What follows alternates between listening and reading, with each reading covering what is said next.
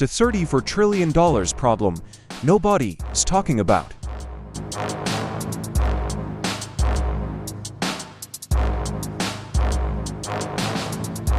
The United States is currently carrying more than $34 trillion in debt, a number so large that it becomes almost impossible to visualize in practical terms. It exceeds the total economic output of many major countries and continues to grow every single year without slowing down. Despite this, the global financial system does not appear to be collapsing, and markets continue to function as if nothing is wrong. Governments still spend, investors still buy bonds, and the economy keeps moving forward. This creates a paradox that most people don't fully understand. If the debt is this large, why hasn't the system broken down, and how long can it continue before something finally changes?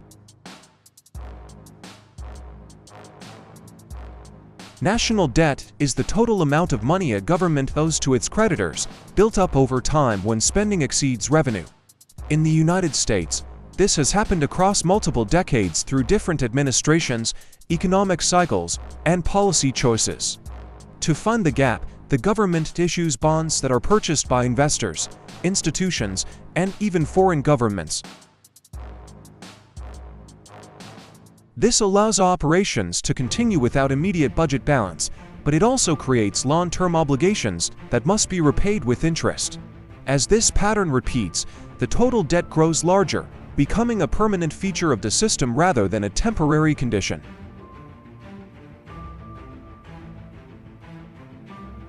The growth of this debt is the result of many forces acting over time rather than a single decision. Wars, recessions, and financial crises have required large amounts of emergency spending to stabilize the economy and support recovery.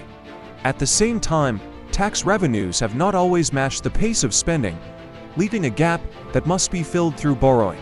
Stimulus programs and long-term commitments, such as social programs, have also increased expenditure.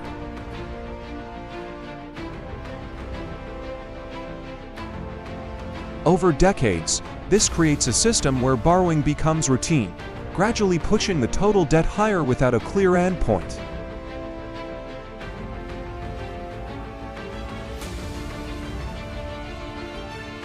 When the government needs funds, it issues treasury bonds that promise repayment with interest over a defined period. These instruments are widely considered among the safest in global finance, which is why they attract a broad range of buyers, including banks, pension funds, and foreign central banks. The steady demand for these bonds allows the government to refinance existing debt and issue new debt as needed. As long as investors are willing to buy, the system can continue operating, effectively rolling over obligations while adding new ones on top. The system works largely because of trust. Investors believe the United States will honor its obligations, supported by the size of its economy, its political stability, and the global role of the US dollar. Because the dollar is used in trade and held in reserves worldwide, US assets are viewed as reliable and liquid. This consistent demand keeps borrowing costs manageable and allows the government to sustain high levels of debt without immediate market pressure. The Federal Reserve plays a central role in maintaining stability by influencing interest rates, controlling liquidity, and responding to economic stress. Through monetary policy, it can make borrowing cheaper or more expensive, which directly affects how manageable the debt is. During crises, it can also support markets to prevent panic, reinforcing confidence across the system. This backstop function adds resilience, helping the system continue even under pressure. As the debt grows, so do the risks associated with it. Servicing the debt requires paying interest, and as total debt increases, those payments become a larger portion of the budget. This can crowd out other forms of spending, limiting investments in infrastructure, healthcare, or education. Over time, It reduces flexibility and can create structural pressure on the economy, especially if growth does not keep pace with rising obligations. Interest rates determine how expensive it is to carry debt. When rates are low, borrowing is easier and the system remains stable. But when rates rise, the cost of servicing debt increases rapidly. This can create a feedback loop where higher costs require more borrowing, which in turn increases the total debt. Managing this balance is one of the biggest challenges in maintaining long-term stability.